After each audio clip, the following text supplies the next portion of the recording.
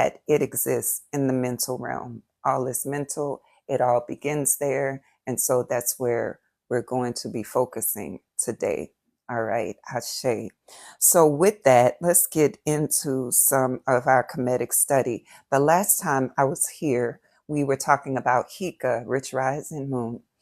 Heka is the divine power of creative speech.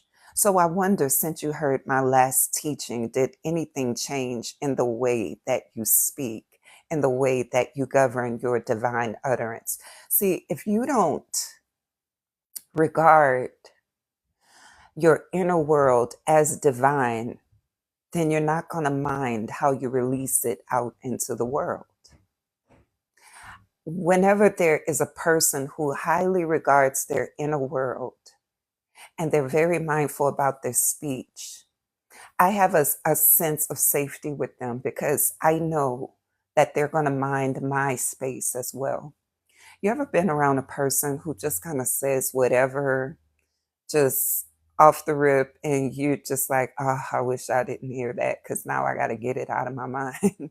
you know, we are interested in not only being like, but being individuals who release life. Okay. Some people, hey, Amor, some people are called to it. Some people develop a passion for it. But one thing is for sure, how you speak comes from how you think. And before you think it, you must believe according to it. And so before anything ever makes it out of your mouth, you experience it first in your inner reality. And if you don't like how you are experiencing your beliefs, your thoughts, and your words, then why do you think someone else is going to enjoy it? So begin with yourself. How do I feel when I believe this? How do I feel when I think this? How do I feel when I say it? See, that's the first part. A lot of people are busy fussing, thank you, about their emotions being valid and they want to say what they said. But the thing is, you're feeling so miserable inside and you're trying to release it upon the people around you. And then when they reject it, you have a problem. See, you need to bring that into a space that can hold it and help you alchemize it. Right? And am I saying you have to do that all the time? No, but that needs to be a practice for sure. You need a spiritual practice of governing your Heka, your divine utterance. I'm going to read from the House of Keperu because this is a beautiful source of information. And I highly suggest you go to the website and look at it. The creator of the website also is on TikTok. And the name is Keperu, Kheperu. Let's get into it. I'm going to repeat what I said on my last video because it's important. And maybe you're new, you need to hear it again. And maybe you have been hearing it over the last 3 months. Hear it again. Okay. Heka is your divine power of creative speech. When we think about Heka, we're thinking about word as vibration, word as command, word as creation. And I posed a question on my last video. The video is on YouTube if you're wondering about it. What if you knew and fully understood that your words are a command of forces? What if you really understood that your words are creative within you first? Okay? Within you first. Every word you speak is either building or destroying your spiritual reality. I'm not even talking about other people. I'm talking about you. So notice today, as you move about this world, am I building my internal reality in a way that feels good? Or am I destroying what feels good and building something more chaotic? How do you know that you're building something chaotic? It's not true. It doesn't align with universal principles. You make generalizations. You take one experience, two experiences, three experiences, and you make a generalization over it. You have habitually negative thought. You think people don't like you and people don't get you and people don't understand you. That's generalization. There are billions of people in the world, and you have decided over the tens of people that you met that this is the reality. You're destroying what you really want, which is to be seen and known and heard, and building the opposite. Okay. Self mastery begins with speech mastery. Purify your inner world to purify your words. This is not just about saying the right thing. A lot of people have the right thing to say. A lot of people use Chat GPT and find the right thing to say. A lot of people use Google and ask other people what is the right thing to say because their inner reality doesn't match what they want to be. So instead of trying to match what you're saying to an image or a way of being, how about become it? How do you become it? You must purify your inner world. Do a study of universal truths. I have a book coming out pretty soon on universal truths because many people don't know them. They don't know that what they're speaking isn't true. And they don't have the awareness to know that within my body, that just doesn't even feel good. Your body is an indicator of what is true and what is not. When you are in contraction, there's some contrast going on between your inner reality and the actual truth. And this process of life is about evolving into more and more truth.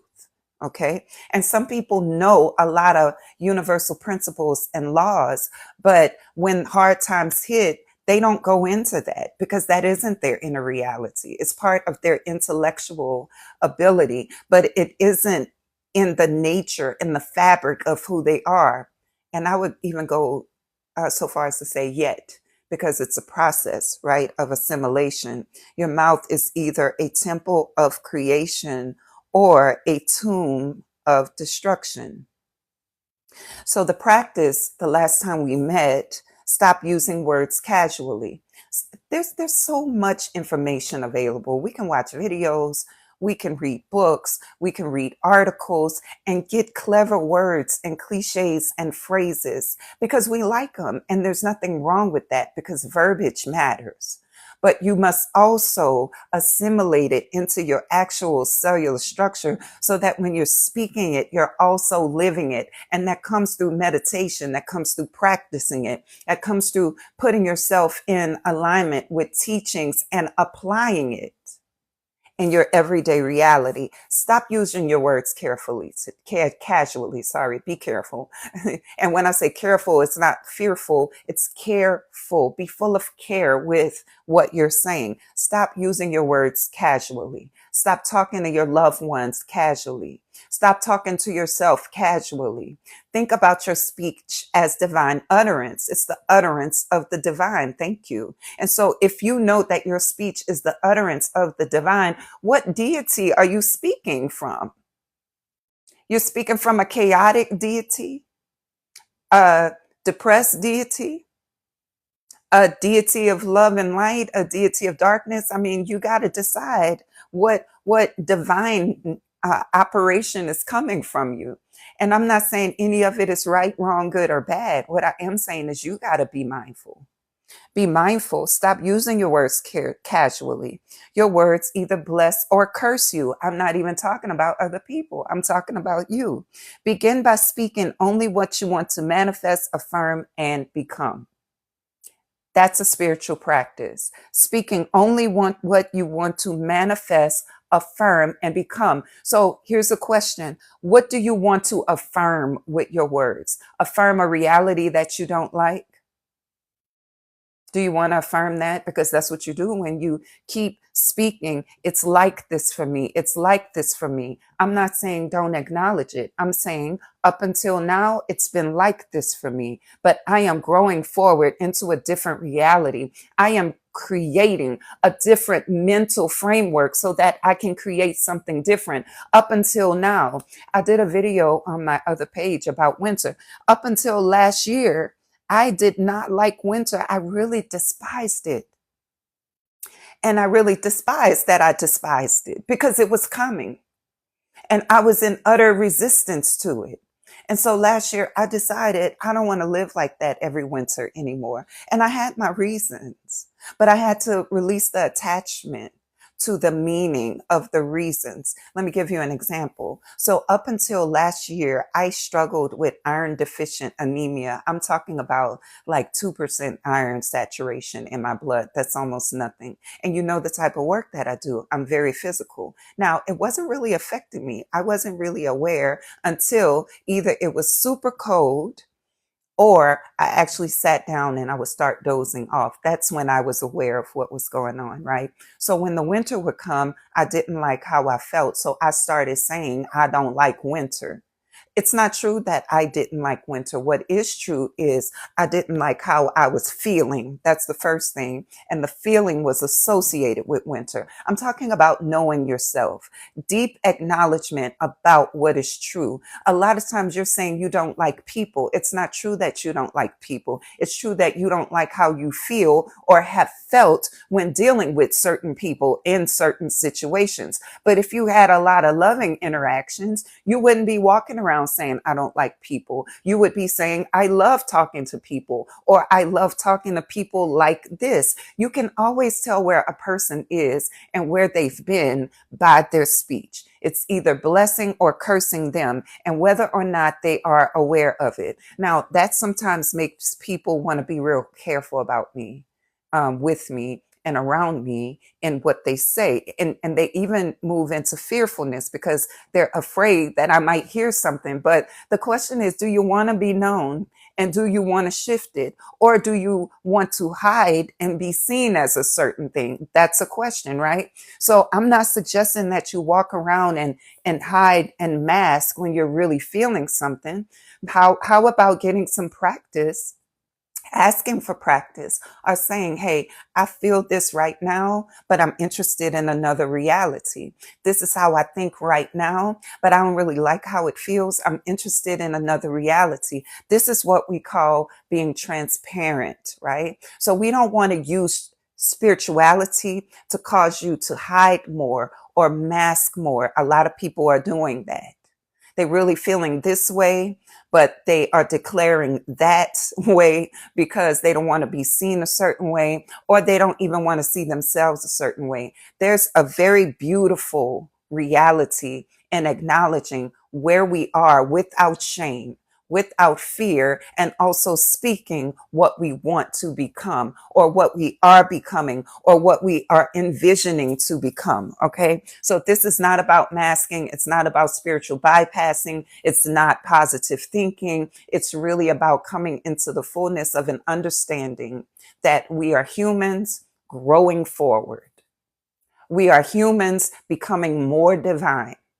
That's what evolution is, right? So the initiate in Kemet was taught that controlling Heka begins with controlling self. What self? Right now, let's talk about the egoic self. Your ego is a program, okay? It's a program associated with your brain. It helps you to understand where your personal boundaries are and where the boundaries of others are in this reality so you can move accordingly. So you need your ego. However, your ego is not meant to lead you. Your ego does not have enough information to bring you into the future that you desire. Your ego is limited to the past, to what it has seen, what it has heard, what it has taught.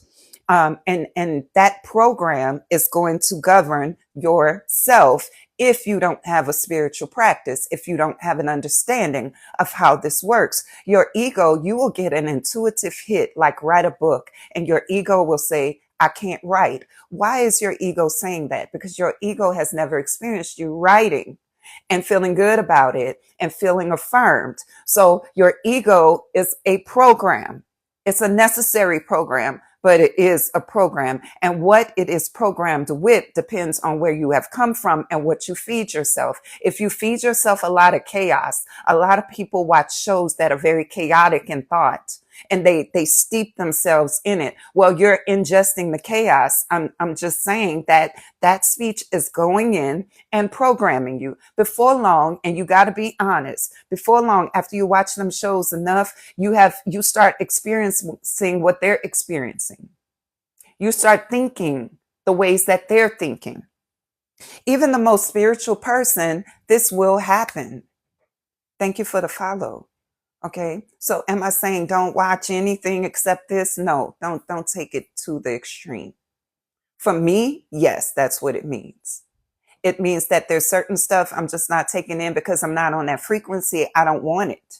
And I don't want to become that frequency, even in my memory. I don't want the frequency there as much as possible. So I am very mindful about what I watch, right? I am very mindful about what I hear and how I hear it. How you hear it matters also, because sometimes you may have to be in an environment with some stuff that you don't want to hear. And are you going to fold in and get uncomfortable? No, you learn how to glean what you need to glean. And then when you get home, you operate in your energetic cleansing, right? Some people have a sage practice that's beautiful. I love salt baths. I love baths with coconut water where you pour it over your head, release, cleanse the ori, your head. I love washing my hands and arms with cinnamon when I need to, because sometimes you get around some people that are in lack, they're having some difficulty, and you can leave with an energy, right? So I wash myself with some cinnamon and I renew my abundance. I'm in abundance, those cinnamon water, right? There are many different practices. I go sit out in the sun and expose my body to the sun to clear my energetic center. I do yoga practices. Okay. So this is not about seclude yourself and only be like this. It's about, though, creating an inner reality that can be around some negativity and not feel pulled down. It's about creating an inner reality that can be around some people that you don't like and you don't go down in vibration with them. You don't need to visit the vibration of disgust and aggravation because someone is around with their opinion. That's what I'm talking about. So yes, I am very careful, right? I'm very mindful about what I take in all ways. Speech driven by fear, greed, or anger activates chaotic forces. I'm not here to judge the forces. I'm here to educate you about them so you can decide. Okay. So speech driven by fear. You know when you're driven by fear. Thank you, Moon. You know that. Right. And if you don't know that, then maybe sign up for a coaching session and let's talk about it. Because some people are releasing chaotic forces. We call it self-sabotage because they're afraid of something, but they don't register it as afraid, or they're suspicious, or they're still carrying around some hurt. And they speak from that. They project, they accuse, they blame, they shame others, and they think it's not fear-based, but it is. And you activate chaotic forces because it usually doesn't go well for you. And some people have developed an identity around that where they think it's their truth that aggravates the spirits in other people. And that's not the case. It's your vibration unleashing chaos such that you can't be heard. Erica Badu has a lyric that says, how will they understand you? What does she say? How will they understand you if they can't? How will they hear you if they can't understand the words coming out of your mouth? Something like that. Sometimes you're speaking a truth, but you got it wrapped up in so much chaos that you cannot be understood. Even the most spiritual person probably is not going to sit there and unwrap the chaos that you just spewed to find out what you're really saying.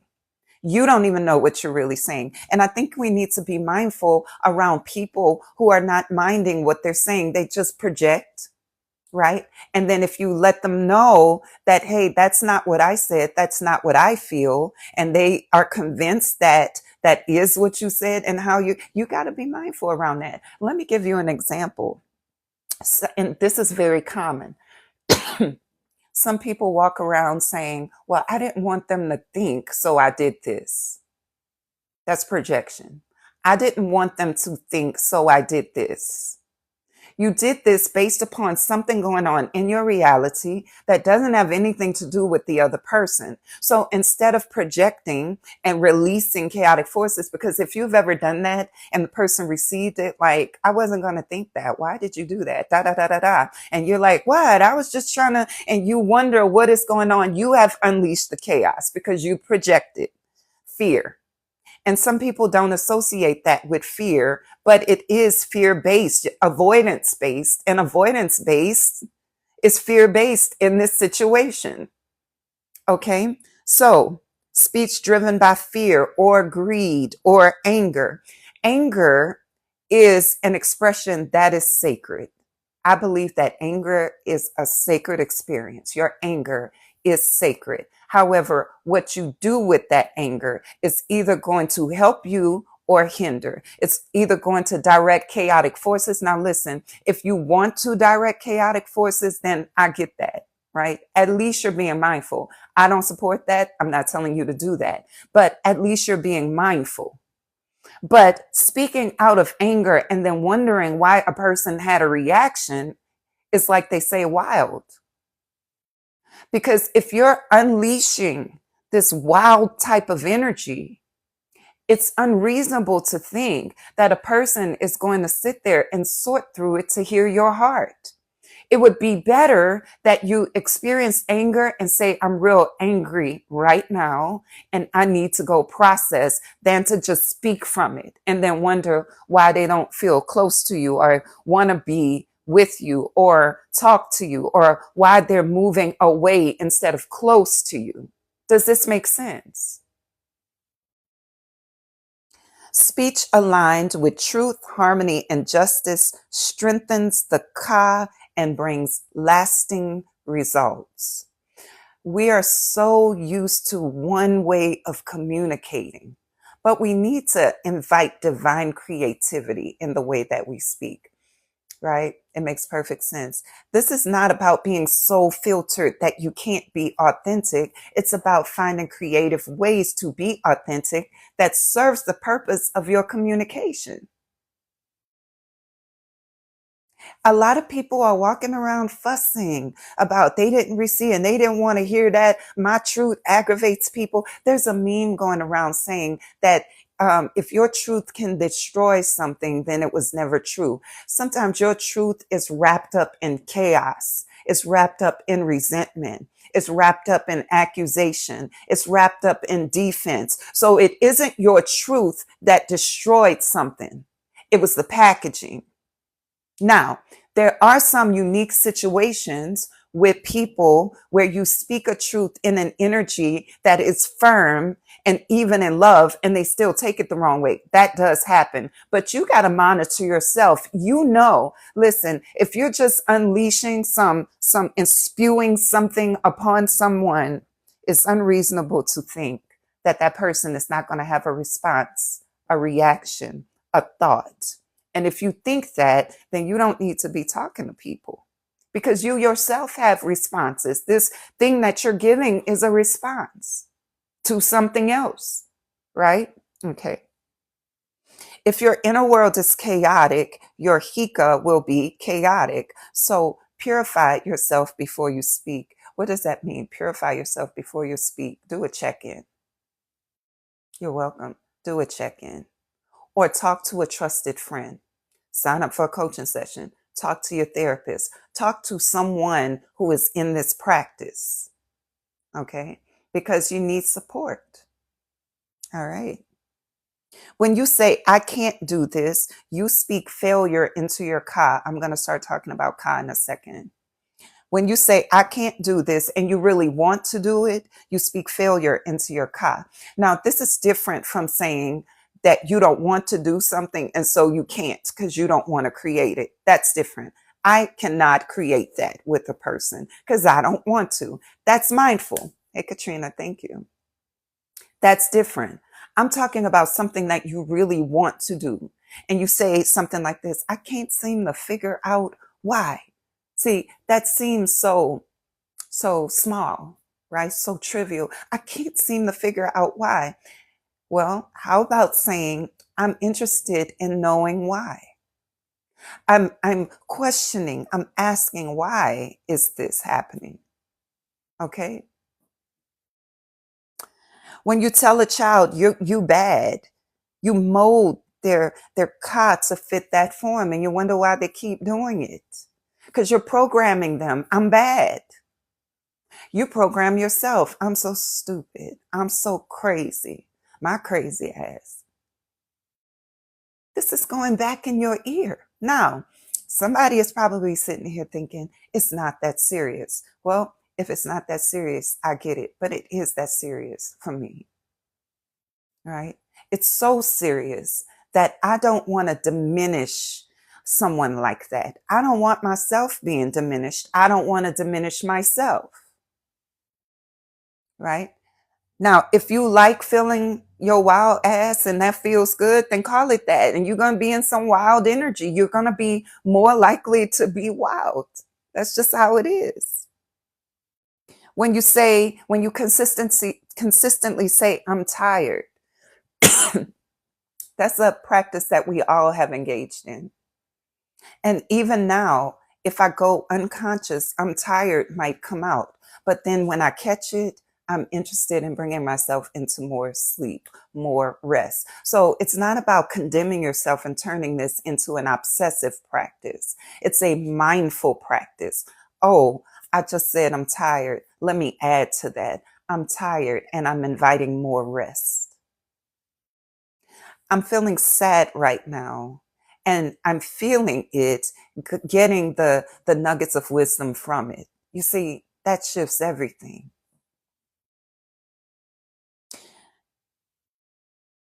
The most powerful magic in the world is not a spell book, it's your conversation. And you cast spells every time you speak. Every time you speak. So think about how you describe yourself. The other day, I was thinking about questions that really help you know others. I was thinking about that. I was reading a book, and the book was reconfiguring how I was thinking. And so I decided to ask the people around me that are in my inner circle, how do you describe yourself? Not because I wanted to see what they were going to say, but I became interested in how they saw themselves, right? I think I missed something. Okay. And thanks for reposting the live. So here's a question. How do you describe yourself? Take a pen and paper and just begin to write. Take a pen and paper and just begin to write and see what comes up.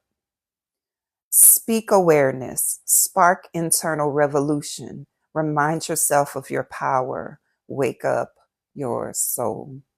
All right. So we're going back now.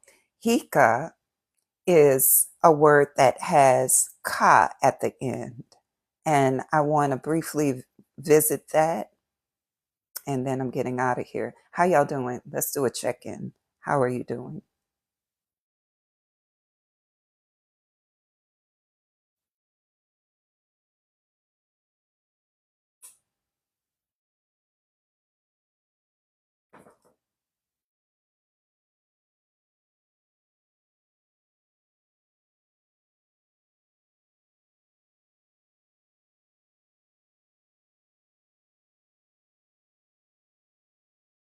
You're feeling full. Focus in on self-care. Okay, perfect. Let's talk about ka, K-A, ka, and ba. This is Kemetic terms, okay? You can read about this on houseofkeperu.com. Would somebody type that in, please? House of Keperu, KHEPERU.com. Your Ka is your life force and vital blueprint. Your Ka is number one, your divine double, your exact energetic pattern, like a spiritual fingerprint placed in you before entering the physical world. It's your eternal blueprint, the pattern of your divine purpose, Living out of harmony with it weakens your vitality. If your Ka is the pattern of your divine purpose and you're speaking against, thank you, Golden, and you're speaking against your divine purpose, using your Heka in ways that destroy your inner reality or build low vibrational ones, then you are distorting the pattern of your divine purpose. So then it makes sense to me that if you're distorting the energy pattern of your divine purpose, you're not a vibrational match for it. So even though in your mental realm, you say, I'm ready for this, I'm ready for that, but this or that is taking a long time to come, but you've been speaking against the divine pattern of your purpose. So if you can envision it, let's say your path is straight, and we know the path is not straight, but let's say it is for teaching purposes. Instead of walking a straight line, you're doing zigzag, up and down, spiraling, moving forward slowly, okay? Instead of going straight there, because you are distorting the vibrational pattern of your purpose within you. You're not distorting, hey, Lastar, you're not distorting the purpose. You're not shifting or taking it away, but in the moments you are disrupting the pattern of your movement. It's like if you are water and you throw a stone in the water, the pattern of the waves will distort according to the pebble. Well, if you start speaking negatively and chaotically and unconsciously, and you don't bring that into focus, then you keep chucking pebbles in your water, disturbing the natural frequency. Is the water gone because the pebble went in it? No. The water is not permanently damaged either. It's going to return to its natural state. But if you keep chucking stones in it, it will not return to the natural state. Okay? So this is why I am very interested in what I'm taking in, how I'm thinking, and what I'm saying. Also, who I'm bringing into my inner circle. Because if they have disturbing vibrational patterns, I will have to interact with that, and I don't want to right now. You know, if I'm bringing someone in with a disturbing vibrational pattern that isn't open to shifting, that isn't open to learning or growing, I got to say, no, thank you. That's not condemnation. That's not even rejection. That is me deciding what I want my frequency to be and where I want to go with it. Because I understand that those conversations that I spend time in and those situations that I spend time in is causing me to distort my pattern. And I don't want to do that. Now, if my pattern gets distorted and I didn't know, or my pattern gets distorted because I'm in a learning process, okay. But if I already know that's not the frequency I'm on, I got to say no, thank you, no matter what, because that's just how important it is. Now, some people interpret that as rejection. They didn't choose you. There's so much going on in the realms of the collective mind. You're welcome, Golden. There's so much going on, right? So people who have a certain vibration, when you decide you're not on that frequency anymore, they will interpret that as you fumbled them. You rejected them. You didn't see their worth. This has nothing to do with seeing or not seeing someone's worth. It's about making a conscious decision about how you want to vibrate and what pattern you want to follow. We need to take off that disempowering view. People didn't merge with your frequency because they wanted to be on another frequency. You're doing this all day long. If I start saying something that you don't like, what you going to do? Go off the live. You should.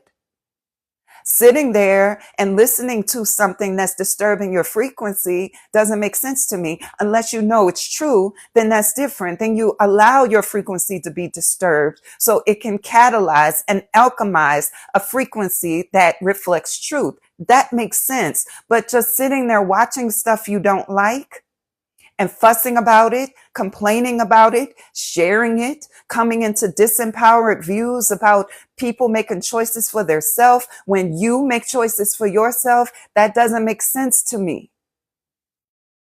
To me, it doesn't. It resonates, right?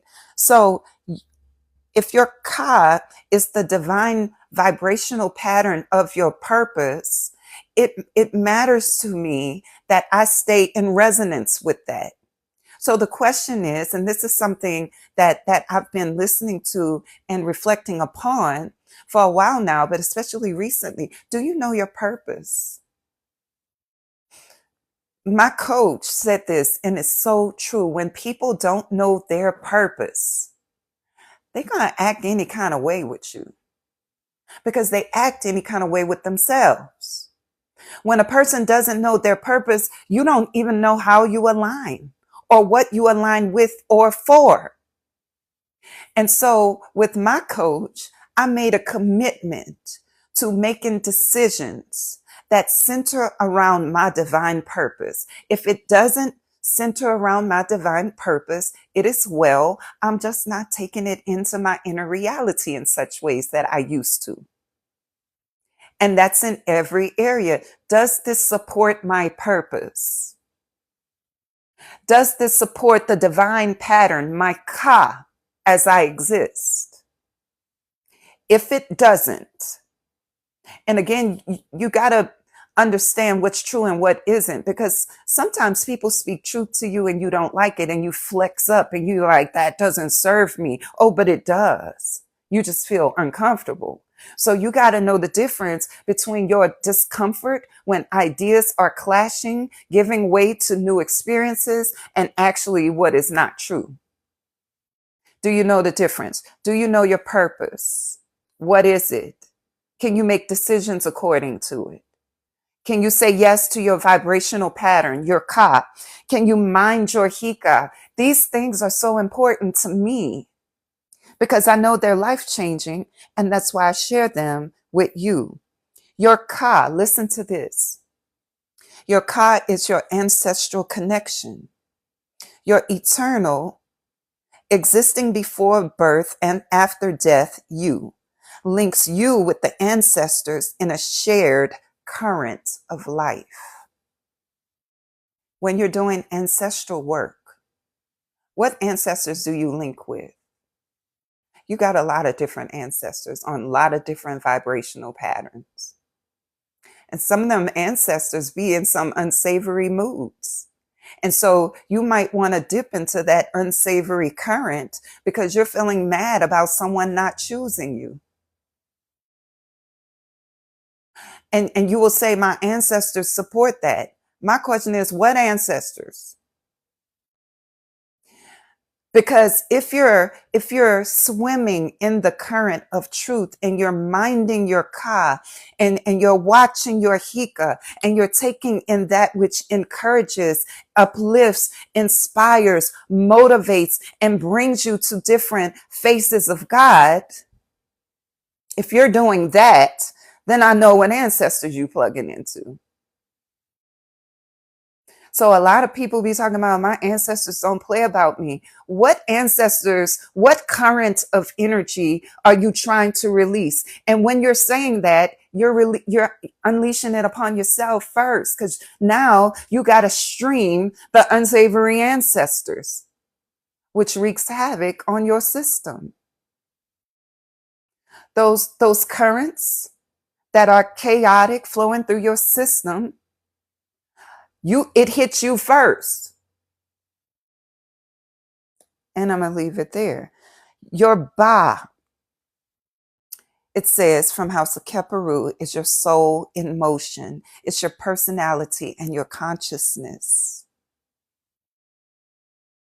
It travels between worlds, maybe like your astral body. Can move through waking and dream worlds, life and afterlife, gaining higher knowledge. The freer your Ba is in life, the more easily it navigates higher worlds.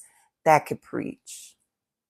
Your personality and your consciousness, the more free you are in it, the more easily you navigate higher worlds.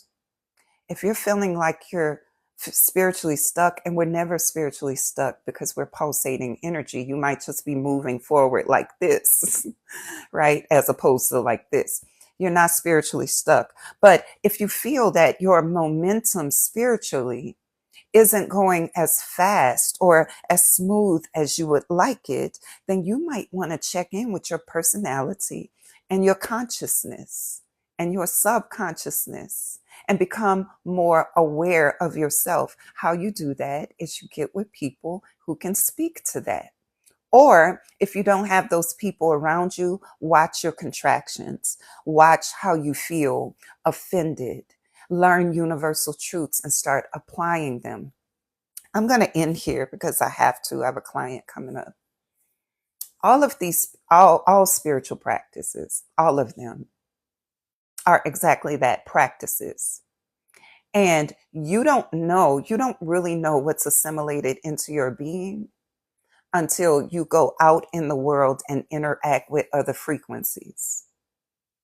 That's when you know where you are. In isolation, you can isolate yourself and fill your world with all of the knowledge and all of the books and all of the teachings, and it will go into your intellect. And that's beautiful. It does increase your vibration intellectually. It does. And that matters because you need a framework to work from. It's like a foundation or a blueprint. You need to remember that. Yeah. But then you must go out into reality. And intellectual vibrations are a lot weaker than the wisdom of it being a lived reality. It's not bad. I'm not saying good, bad, wrong, right. I'm saying weaker. Knowledge is weaker in vibration than wisdom. What do I mean by that? You can know that you don't need to do a particular thing. You know it. Intellectually, you know it. But you still do it anyway. That's what I mean by knowledge is a weaker vibration than wisdom. So wisdom is like a muscle you must continue to develop. And you develop it by going out and being faced with situations that don't serve you and saying, no, thank you. Because you see yourself differently. And I'm going to come back later and talk about how your self-image determines what you get into, right? So if you're in something, it's because you see yourself being in it. All is mental. That's what the principles tell us, right? There's nothing that you're doing or in that is inconsistent with how you see yourself. And if you look at that and you don't like what you're in, then you're going to have to change your internal reality, your ba, right? Every argument you ever been in, you see yourself doing that because you're doing it. If you don't see yourself doing it, you won't do it. Let me give you an example. If you don't know how to swim, it's impossible to see yourself jumping in the ocean for real. Like you're not going to do it. You're welcome, Robert. You're just not going to do it.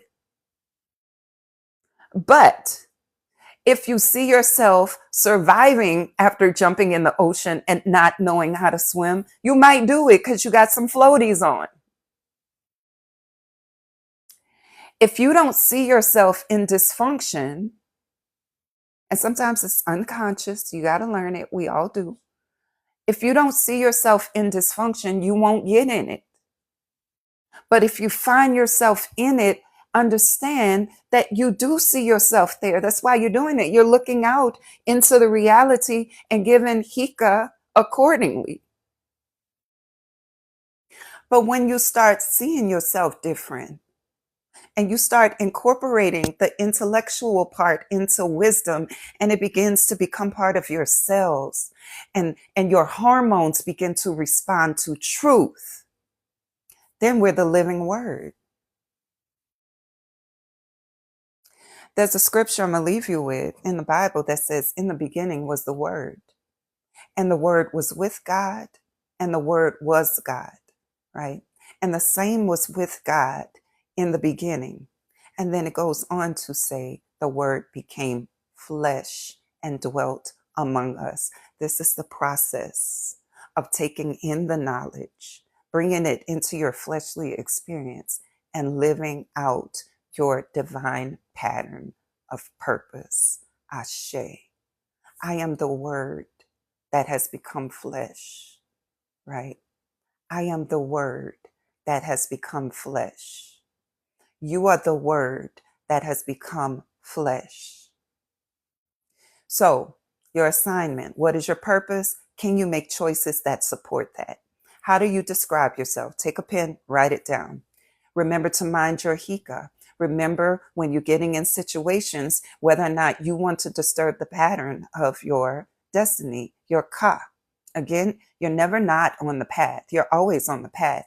Again, it's just the difference between going here and going here. The path is zigzag spirally. Sometimes you return here, Sankofa, and you do again, and you Sankofa, and you do again, and you Sankofa until you decide that I'm done Sankofing. I made up a word. I'm done Sankofa. Okay. The only time I'm going to Sankofa is if I'm revisiting some experience that's bringing me forward. Stop Sankofa. And look, I feel like I was speaking the light language. Y'all, let me go. Y'all have a beautiful existence. Go forward and create. And I'm going to put this on YouTube so you can revisit it if you need to. Peace, y'all.